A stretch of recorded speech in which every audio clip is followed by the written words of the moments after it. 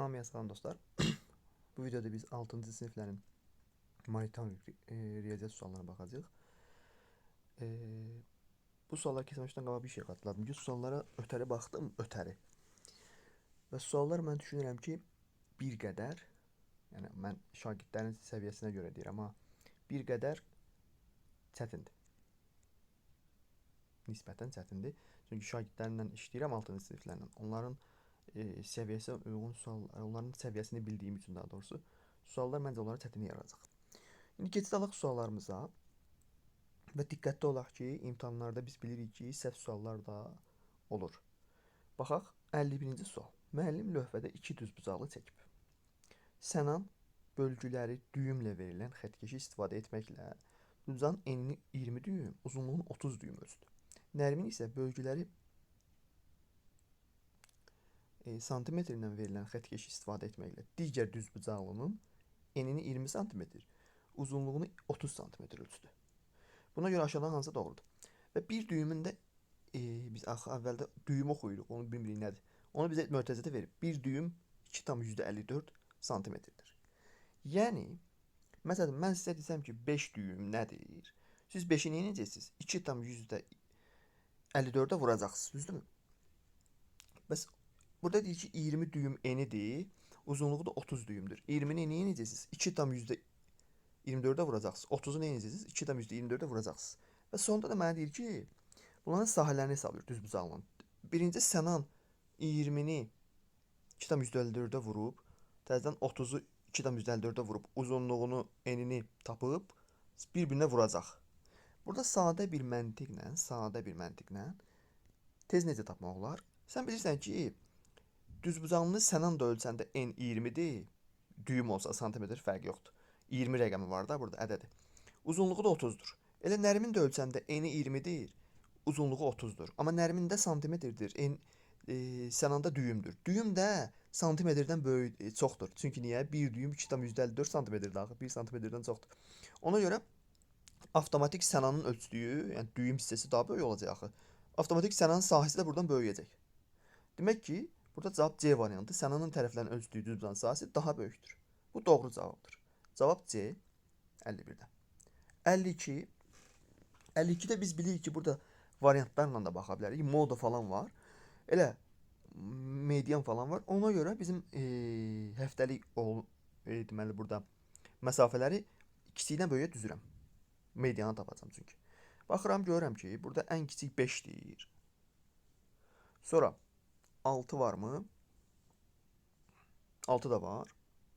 Sonra 7 var, bazar ertəsində olub. Sonra 8. 8-ə baxın, bax, həm çərşənbə günündə olub, həm deməli cümə günündə olub, həm də bazar günündə olub. 3 dənə 8 var. Onda görə 7-dən sonra 3 dənə 8 yazıram. Və bir dənə də 9-umuz var, şənbə günü olub. Bir dənə də 9 və 7 gün tamamlandı. 7 gün tamamlandı. Biz bilirik ki, moda nədir? Ən çox istifadə olunan rəqəm. Lower dildə belə başa salaq uşaqlara. Ən çox istifadə olunan ədəd hansı? 8. Moda 8-dir. Bəs median nədir? Median da əgər tək saydadırsa, həftənin günləri 7-də axı tək saydadır. Ortadakı ədəd olacaq. Baxın, 3 dənə ədəd buradan, 3 dənə ədəd buradan saysanız, ortadakı ədəd olacaq 8 olacaq. Deməli 8 8-ə bərabərdir. Yəni moda mediana bərabərdir. Moda mediana bərabər çıxdı. Yəni moda mediana bərabərdirsə, A variantı yanlışdır. Burada moda yoxdur, median var axı. Sonra B variantı yanlışdır. Moda yanında median da olmalıdır. Ədəd ortanı hələ tapmamışam. Sonra qalıram C ilə D-nin arasında. İndi görürəm ki, ədəd ortada bəlkə bunlara bərabərdir. Ədəd ortada bunların hamısını toplasaq neçə eləyir? 3 dənə 8, 24, o da 6, 30, o da 12, 42, o da 9, 51. 51 də ədəd ortanı necə tapırsan? Sayına bölmək. 51-ni də 7-yə bölən də heç vaxt 8 eləyə bilməz. Yəni bunlara bərabər ola bilməz. Deməli cavabımız D variantıdır. Moda və median bir-birinə bərabərdir. İkisi də 8-dir. Növbəti sual. 53-cü sualda bizdə deməli şagird onsuz da yazıb burada. Burada Leylanın 5 göstəricisi var. Əlinin 7, daha doğrusu xallardadırlar. Sevincin deməli burada nə yazıb? 4. Bu nədir? 8. Deməli Fərhadda 8. Aysuda da deməli bu nədir? 6 bəli. Şagird doğru yazıb rəqəmləri. Mən dəqiqləşdirdim yenə. Deməli 5 üzvünün yarışda topladığı xalalar göstərir. Belə əsasən üzvlərin ədəd orta balını tapın. Ədəd ortada yəni bunlara.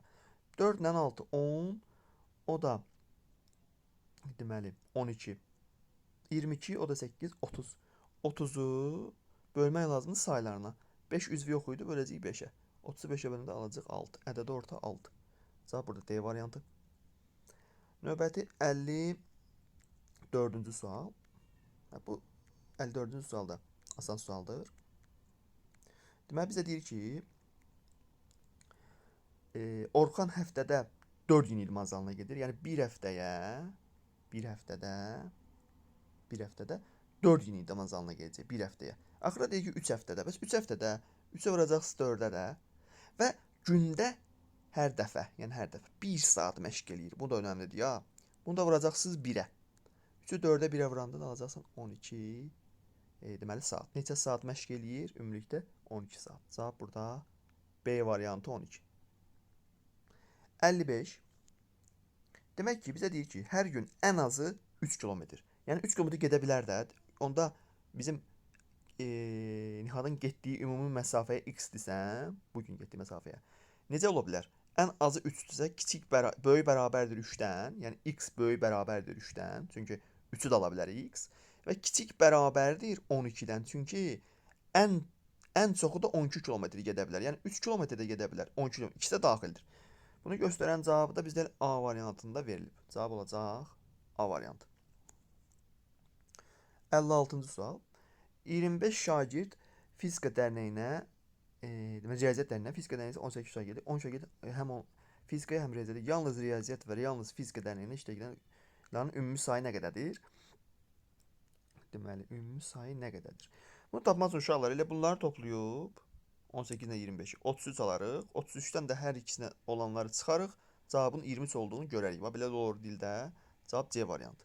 Amma istəsəz Euler V diaqramından çox rahat görmək olur onu. Deməli 2 dənə dairə çəkək. Burada riyaziyyat olsun şərti olaraq. Burada fizika olsun. Ümumilikdə bu 25 şagirddir. Burada riyaziyyat dərnəyi 25 şagird, fizika dərnəyi isə gedir.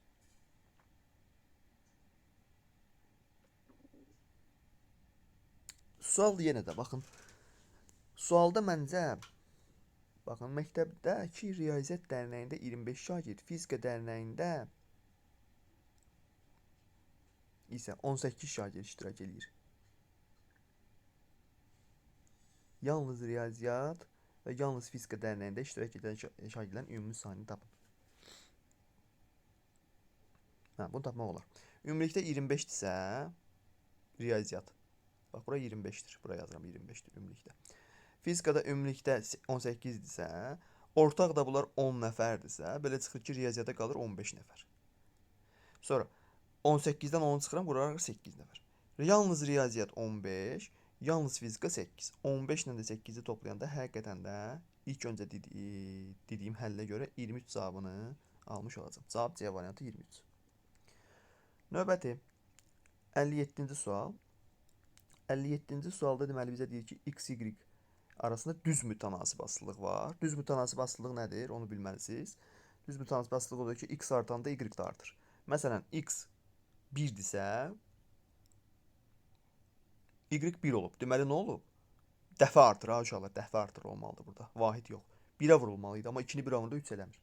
Demək ki, buradan A-da olan yanlışdır. Sonra B-yə baxıram, 4-ə vurub,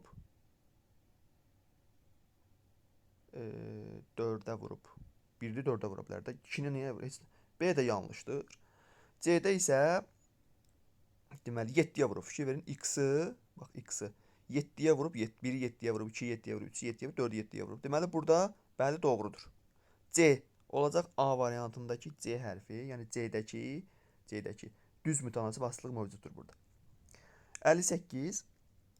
Deməli dəmirdən hündürlüyü 2 metr, oturacağın radiusu 1 olan silindir formalı su çəni düzəltdilər. Bu çən yan səthdə və üst oturacağı olmaqla yalnız çöl hissədən boyanacaqdır.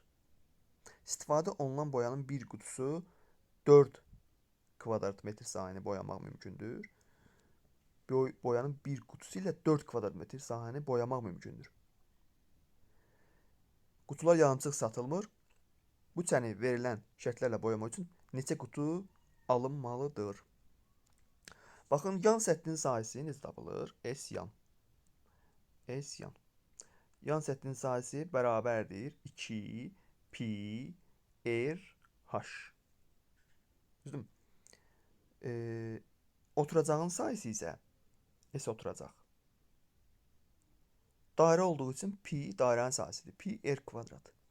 Bunları bildiksə, yan səthi pi r kvadratını birinci hesabla pi də deyir bizə 3-dür. Fikir mötəzə deyir ki, pi 3-dür. Bu şərt önəmlidir. Bizə deyir ki, radius 1-dir. Deməli, onda dairənin S oturacağı biz necə taparıq? Sonra biz necə taparıq?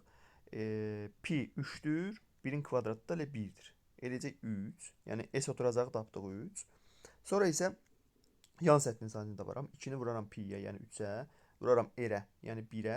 H-dakı 2-dir. Bunları da hesablasaq, deməli 2, 3, 6, 2, 12 taparam. Taparam 12. Sonra nə deyir? Yalnız çöl hissədən boyanacaqdır. Və üst oturacağı olmaqla. Aha.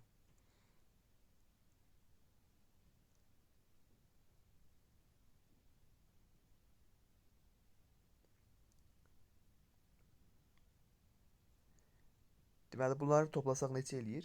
Deməli, S oturacaq. Tam səthini tapmalıyıq da. S oturacaq bizdə 3 alındı. Yan səthdə 12 alındı. 12 ilə də 3-ü toplayıram. Tam səthdə bunun eləyir 15. Düzdürmü? 15-i də biz nəyə bölməliyik?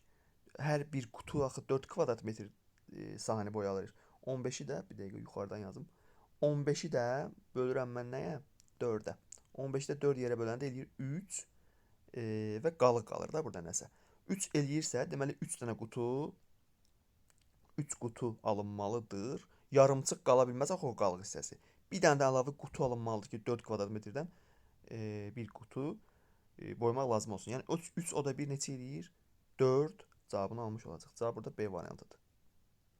Burada şagird səhv eləyib. Deməli necədir söhbət? 15-i 4 yerə böləndə 4 axı bir qutu 4 kvadrat metrdir. Eləyir 3 tam nə qədəsə. O nə qədəsəni də örtbasdır eləmək üçün deyək. Bizdə axı bir dənə qutu lazımdır. Çünki yarımçıq qutu satılmır deyir. Yarımçıq qutu satılmır. O yarımçıqları necə eləyək? Onun üçün də bir dənə qutu almalıyam. Ona görə 3 o da 1, 4 dənə eləyəcək. Növbəti deməli 59-cu sual. 59-cu sualda bizə deyir ki, Cəmil dağının çiçəklərini əkdiyi düzbucaqlı burada verilib. Baxın, düzbucaqlı bizdə burada verilib. Eni 15, uzunluğu 25 olandır və bunu kvadrata tamamlamaq istəyir. Amma necə? Enini artırmaqla. Enini artırmaqla mən müəyyən bir qədər məsafə gəlirəm buradan və buradan bunu kvadrata tamamlayıram. Biz də bilirik ki, axı kvadratsa bunun tərəfi 25 olmalı idi. Onda belə çıxır ki, bura 10-dur. Çünki bu tərəfi 25 olmalı idi axı bunun kvadrat da axı. 15 o da 10, 25 eləyir. Deməli, burası nədir bəs? Uzunluğu 25. Çünki yuxarıdan 25 görürük də. Biz düzdürmü? Bax, burası 25-dirsə, deməli, burası da 25-dir. Onda bu artırdığım hissə nə olacaq? Bu artırdığım hissə. Deyir, bu halda bağçanın sahəsi neçə kvadrat metr artacaq? Öyle bu boş arazi olacaq da artırılmış hissə. Nə olacaq? Onun 25-i olan bir düzbucaqlı. Onu da 25-ə vuranda eləyəcək bizdə 250. Təbii ki, kvadrat metr. Neçə kvadrat metr artacaq? 250 kvadrat metr. Cavab C variantı. Şagird doğru yazıb. Növbəti bizdə deməli 60-cı sual. Y düz mütənasib cəmiyyətdir. Bəli, yenə də neçə dəfə artmağına baxacağam. Baxın, 12 36 olub. Nə olub? 3 dəfə artıb, 3-ə vurulub. 25-i də 3-ə vuranda A-nın 75 olduğunu görəcəm. B də 21-dir ki, 3-ə vurub 63 yazılıb burada. Deməli, B də 21-dir. Və bəndən tələb olunur ki, A-na B-ni topla. 75 o da 21, 96 cavabını alacaq. Cavab burada A variantı şagird doğru yazıb. Növbəti sualda bizə deyir ki, deməli, bunu sadələşdirin. Yəni, mötərizəni sadəcə vurub açacağıq. Və burada mənfi söhbətinə bir diqqətli olaq. Mənfi söhbətində. Mənfi 3-ü A-ya vuranda mənfi 3A. Mənfi 3-ü mənfi 2B-yə vuranda burada toplanacaq olacaq. Üstə gəlsin 6B. 4-ü A-ya vuranda 4A. Üzərinə gəlsin 4-ü 5B-yə vuranda 20. Deməli, B olacaq. 20B. Bərabərdir. Mənfi 3A. Mənfi 3A. Bir də 4. 4 A'dan 3-ə çıxanda olacaq A.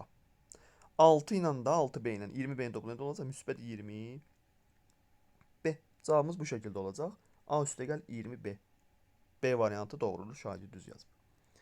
Növbəti sual bizə deyir ki, Samir'in həftə ərzində ekran qarşısında keçirdiyi vaxt diaqramda göstərilib.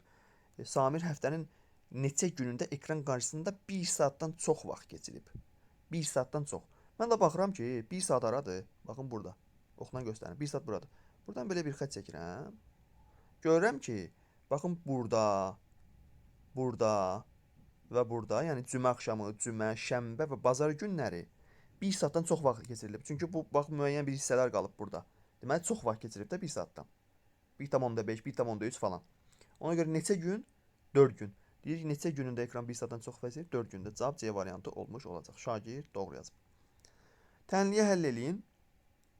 Elə burada tənliyi şagird doğru həll eləyibmi görəsən? -5 yox, doğru həll eləməyib deyəsən. Baxın, biz həll eləyək. Burada -5x çıxılsın 2x olacaq. -5x-dən bəlkə də burada işarə səhvi görürəm mən. -5x-dən 2x çıxanda -7x olacaq. Bərabərdir. 4-ü onun yanına gətirəndə baxın burada toplanacaq olacaq 14 müsbət. Bəli, buradan x-i tapacaqsınız ki 14-ü -7-yə böləndə -2. Bəli, şagird ola bilsin biraz başqa cür yazıb, amma cavabı düz tapıb. D variantıdır. Sonra növbəti bizdən nə soruşur? Şəkildə yarımçevrə verilib. Deməli yarımçevrə verilib burada. Və düzbucağının tərəflərinə toxunur. Buna görə yarımçevrənin diametri nə qədərdir? Uşaqlar, əgər düzbucağının eni 5-dirsə, buradan belə bir xətt çəksəm mərkəzə doğru, mərkəz qəbul eləsəm, belə bu da 5 olacaq. Yəni əslində nə 5 olacaq? Radius 5 olacaq. Axı yarımçevrədir. Yarımçevrənin radiusu bu tərəfə də radiusdur. Bu tərəfə də radiusdur. Düzdürmü? Burada 5-dir, burada 5-dir. Çünki radiusdur axı. Və tan ortaya çəkmişəm. Tan ortaya çəkmişəm. Və bu da ən axırda mənim oxla qoyduğum ərazi nə sayılır? Diametr. Yarımçevrənin diametri neçə santimetrdir? 5, o da 5. 10 santimetr. Cavab B variantı. Şagird düz yazıb. Sonra 65. Deyir düzbucaqlı formasında bağçanın eni 18, uzunluğu 24-dür. Bağçanın ətrafına bərabər aralıqlarla bağçanın hər 4 küncünə ağac əkmək şərti ilə ən az neçə ağac əkilə bilər? Uşaqlar, bu tip sualları eləmək üçün biz deməli perimetri tapıb, düzbucağın perimetrini tapıb onların əbobuna bölmək lazımdır. Bu bir dənə qayda olaraq yadda saxlayın. Onların əbobuna bölmək lazımdır. Perimetri əbobuna bölmək lazımdır. Perimetr nədir? Çox sadə. Eni ilə uzunluğunu topla vur 2-yə. 18 ilə 24-ü topla vur 2-yə. Burada bizim cavabımız nə olacaq? Deməli 42, 84. 84. Perimetr 84. Yazıram 84 bölünsün.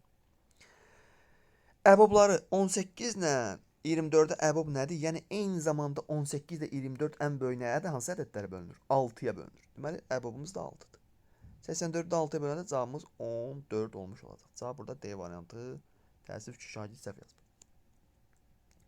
Növbəti 66 deyir Zeynəb kitab oxumağa başladı. Birinci gün 40 səhifə oxudu. Hal-hazırda mən 40 səhifə oxumuşum. Əgər mən x gündə oxuyub qurtarırdımsa, mənim günüm nə qədər olub? Artıq x çıx 1 olub. Çünki bir səhifəsini oxumuşam axı artıq. Bir günü gedib. Hər növbəti gün isə hər gün 14 səhifə oxuyacaq. Bax, x çıx 1 gün var qalıb yerdə. Onun hər birində 14 gün səhifə oxuyacaq. Mənə deyir ki, x gün sonra oxuduğu səhifə sayını ifadə elə. Yəni x gündən sonra nə qədər səhifə oxuyacaq ümumilikdə? 40 üzərinə gəlilsin. X çıx 1 vur 14. Cavabımız A variantı olmuş olacaq. Hansı x gün sonra oxuduğu səhifə sayını ifadə edir. Bəli. Sonra iki velosipedçi ayrı-ayrı şəkildə təsvir olmuş dairə yolda hərəkət edir. Bu iki dairənin mərkəzləri arasındakı məsafə 75 metrdir. Birinci yolun radiusu 30-dur. Bura 30-dur. Şagird qeyd eləmişdi. Mən də qeyd eləyim. İkincinin radiusu isə 20-dir. İkinci yolun radiusu nədir?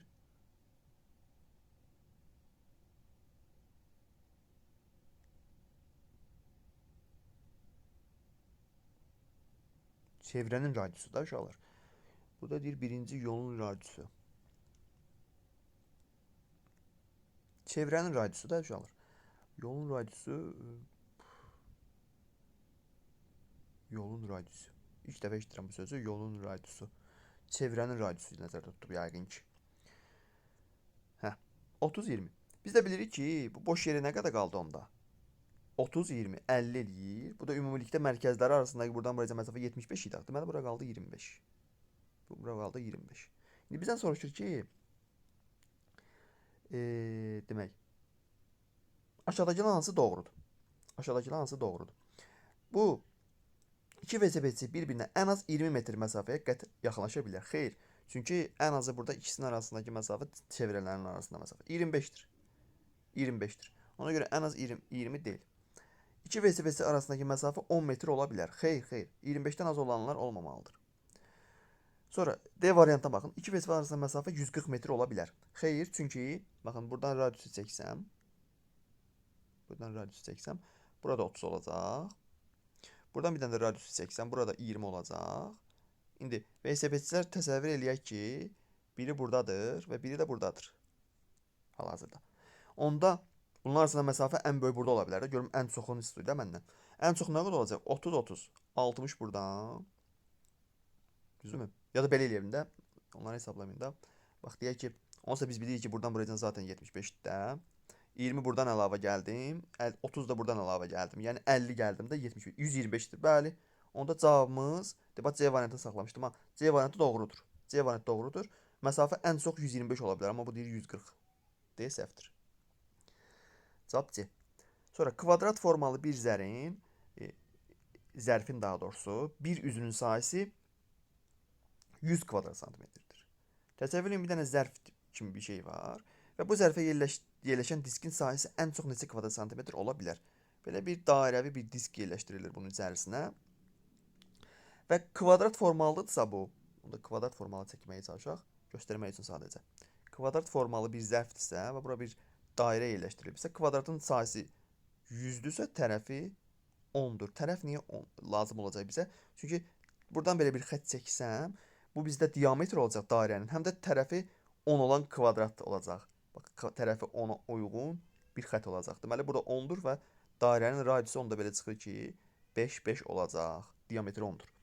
Bizə deyir ki, yerləşən diskin sahəsi ən çox neçə kvadrat santimetr ola bilər? Bu da deməli dairənin sahəsini istəyir də bizdən pi r kvadratı. Pi r kvadratı bərabərdir. Pi bizdə 3-dür deyir. R də bizdə 5 tapmışıq. 5-in kvadratı. Bu da 3-ü 25-ə vuranda 75 cavabını almış olacaq. Cavab burada D variantı 75. Ən maksimalı bu olacaq. 75 kvadrat santimetr. Sonra 69-cu sual. Görək nə deyir? Deyir ki, Gülzar xanım 5 nəfərlik ailəsinin bir həftəlik meyvə ehtiyacı üçün bazardan müxtəlif meyvələr aldı. Bazardan müxtəlif meyvələr deməli aldı. Onun aldığı meyvələrin miqdarını və qiymətləri arasında məlumat aşağıda verilib. Baxın, burada məlumatlar verilib bizə. Bu ailədə adam başına düşən bir həftəlik meyvə ehtiyacının xərci orta hesabla neçə manatdır? Demək, adam başına düşən bir həftəlik meyvə ehtiyacının xərci orta hesabla nə qədərdir? Bir həftəlik deyirsə, 5 nəfərlik ailəsinin bir həftəlik meyvə ehtiyacı aşağıda. Deməli, burada nə etmək lazımdır? Bir həftəlik deyirsə, 7-yə bölərik. 3 kiloqram alma hər kiloqramı da 1.20-dən. Onda nə olacaq? 3-ü 1.20-yə vuranda 3.60. 3.60. 2 kiloqram mandalina hər kiloqram 1.50-dən. O da olacaq nə? 3 manat, düzdürmü? 1.50, 2-yə vuranda öləcək 3 manat. Sonra 2 kiloqram portağal, yəni 1.60-dan. O da olacaq nə? 3.20, düzdürmü? 3.20. Burada sıfırları qoyaq, bunları toplayacaq. Deməli, 1 kiloqram 1.80. 1.80. 1 kiloqram kividə 2.90. 2.90. Bunları toplayırıq. Mən bilirəm ki, 1.80 ilə 3.20 eləyəcək bizdə neçə? 5 manat. 5 manat buradan. Sonra burada nə var? 3 manat da bunun üzərinə gəlirəm. 3 manatı və 3.60. Düzdürmü? 3.60 bir də 2.90 qalıb da. Bunlar nə eləyir? 5, 6, 50. 6, 50 də buradan. Bunları toplayanda neçə eləyir? 8, o da 6, 50. 14 manat 50 köpük. 14 manat 50 köpüyü də həftəlik dili üçün 7-yə böləkmi? 7-yə bölək. 14 manat 50 köpüyü. Bu da nə deməkdir? 145-i vergül atın 75-ə bölmək deməkdir. Burada 70'e daha doğrusu 145'in içində 72 dəfə 140. Burada 5 qaldı vergül. 50'nin içində də bir dəqiqə bu 7'yə yox. Bir həftəlik meyvə ehtiyacı 5 nəfərdir. Axı 5'ə böləcəyik burada uşaqlar. Bir dənə diqqətsiz oldu. 14 tam 14 tam 10'da 5 aldıq və məndən burada 5 nəfər vermişdi axı 5'ə bölməliyəm. 14 tam 10'da 5'i də böləcəm 5'ə. 14 tam 10'da 5'i də 5'ə böləndə 2 tam 10'da 9 cavabını almış olacam. Şagird doğru yazıb. Həsən. Həsən. Deməli, bir çoxlarına çətin sual ola bilər bu 69. Sonra tənliyə əldə eləyin 70'də. Düşünürəm ki, şagird düz yazar. Düşünürəm. Deməli, burada vurub açırıq. Vurub atmaya ehtiyac yoxdur uşaqlar. Bu tip tənliklərdə tərəfdarı deyiləm ki, vurub açın. Yazın bu şəkildə 2 x çıx 5 bərabərdir. 7'ni atın sağ tərəfə. 14'dən 7 çıxanda eləcək 7. 7'ni 2'yə böləndə x çıxılsın 5'in 3/5 olduğunu görəcəm. 3/5 olduğunu görəcəm. X də bərabərdir. 5'i sağ tərəfə atanda 3/5'in üzərinə gəlirəm. 8/5 cavabını alacam. Cavabımız C variantı. Bəli, şagird doğru yazıb. Sonra növbəti bizdə demək açıq suallar gəlir. Açıq suallara görə 71 deməli müsabiqədə iştirak edən şagirdlərin fənlər üzrə faiz göstəricisi verib burada. Baxın, burada da qeyd olunub ki, hansı fənlər hansı rəngi bildirir. Deməli, təbiət fənni üzrə 28 şagird iştirak edibsə, təbiətə fikir verin burada. Qeyd eləmişdik, təbiət boz rənglidir. Təbiət 14%, yəni 28 şagird 14% təşkil edir. Deməli, şagirdlərin sayını tapa bilərəm mən. Şagirdlərin sayını necə taparam? 14% 28 olan ədəd. Deməli, 28'i vuraram 100'ə, bölərəm 14'ə. Bu da bizdən nəsə eləyəcək? 200. Deməli, 200 dənə şagird var imiş. 200 dənə şagird. Və bizdən soruşuyor ki, riyaziyyat fənni üzrə neçə şagird iştirak edib? Riyaziyyat fənni üzrə, baxın, riyaziyyat burada hansı deməli, rənglə bilib? Göylə. Bax, bura istəyir. Burada 200'ün neçə faizdir? Bax, faizləri toplayın. Deməli, 28, o da 14. 42, o da 33. 75%. Onda bu göy yerə nə qədər? Ümumi 100%'dir. Göy yerə qaldı 25%. 200'ün 25%'ini tapacaqsınız. 200'ü vuracaqsınız 25'ə, böləcəksiniz 100'ə. 100 ilə 200 getdi. 2'ni 25'ə vuranda 50 cavabını alacaqsınız. Cavab yerinə yazırsınız 50. 72-ci sual.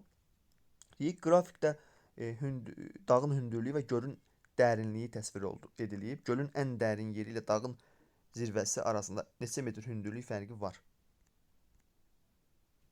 Dağın zirvəsi hündür yeri olur da onun. Ən hündür dağın zirvəsi 500'dür.